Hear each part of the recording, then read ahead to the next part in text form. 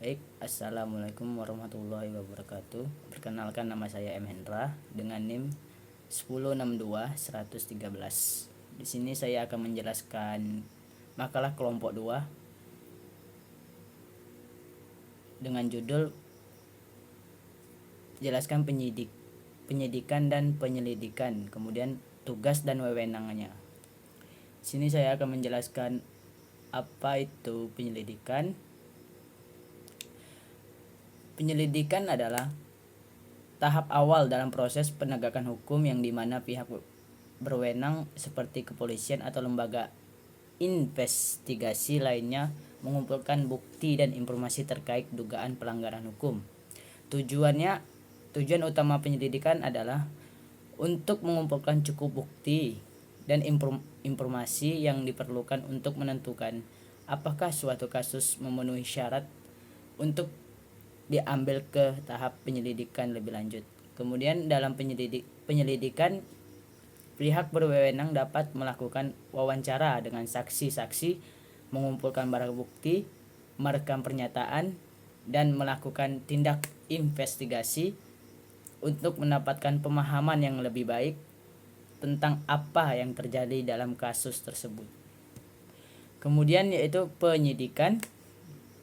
Penyidikan adalah tahap lanjutan setelah penyelidikan di mana para pihak berwenang secara resmi melalui proses formal untuk menangani kasus kriminal tersebut. Kemudian pada tahap ini penyidikan menggunakan bukti dan informasi yang dikumpulkan selama penyelidikan untuk memutuskan apakah untuk menuntut tersangka atau tidak. Kemudian proses penyidikan melibatkan pemeriksaan lebih lanjut terhadap bukti-bukti yang ada, penangkapan tersangka jika diperlukan, dan mempersiapkan kasus untuk di pengadilan. Kemudian penyidikan juga melibatkan proses hukum formal seperti pengajuan laporan penyidikan kepada jaksa penuntut umum untuk memutuskan apakah kasus tersebut layak diadili di pengadilan. Kemudian wewenang serta tugas penyidik dan penyelidikan. Di sini saya akan menjelaskan yang pertama tentang penyelidikan, yaitu pengumpulan informasi. Penyidik memiliki wewenang untuk mengumpulkan informasi yang relevan terkait dengan dugaan pelanggaran hukum. Ini bisa meliputi wawancara dengan saksi-saksi, pemeriksaan dokumen, dan pengumpulan barang bukti.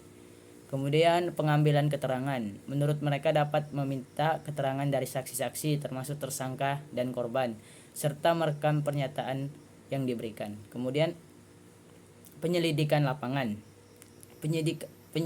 Penyelidikan dapat melakukan penyidikan lapangan untuk mengumpulkan bukti fisik yang mendukung kasus tersebut, seperti mencari jejak forensik atau mengambil foto-foto kejahatan.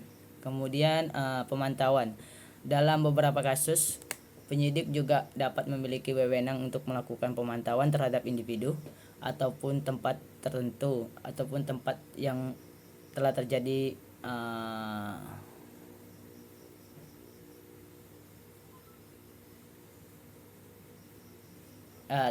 dalam kasus tersebut, seperti melalui penggunaan kamera pengintai atau penyadap telepon dengan izin hukum yang diperoleh. Kemudian tugas penyelidik yaitu analisis bukti, kemudian koordinasi para pihak lain, kemudian pelaporan. Kemudian wewenang penyidik yaitu penangkapan, pemeriksaan tambahan, pengembangan kasus, koordinasi dengan jaksa. Penangkapan yang dimaksud yaitu penyidik memiliki wewenang untuk menangkap tersangka jika ada bukti yang cukup untuk menjustifikasi penangkapan. Kemudian pemeriksaan tambahan, yaitu mereka dapat melakukan pemeriksaan tambahan terhadap bukti yang telah dikumpulkan selama penyelidikan. Kemudian pengembangan kasus. Penyidik bertugas untuk mengembangkan kasus lebih lanjut, termasuk memeriksa keterangan tambahan, menghadiri ahli saksi, dan mempersiapkan kasus untuk di pengadilan. Kemudian koordinasi dengan jaksa. Mereka berkoordinasi dengan jaksa penuntut untuk memutuskan apakah kasus layak diajukan ke pengadilan. Kemudian tugas penyidik yaitu menyusun berkas perkara. Penyidik harus menyusun berkas perkara yang berisi semua bukti dan informasi yang diperlukan untuk mengajukan dakwaan. Kemudian penyidik lanjutan. Yang dimaksud dengan penyidik lanjutan yaitu mereka mungkin perlu melakukan penyelidikan lebih lanjut jika ada bukti baru atau informasi tambahan yang muncul selama proses penyelidikan. Kemudian konsultasi hukum.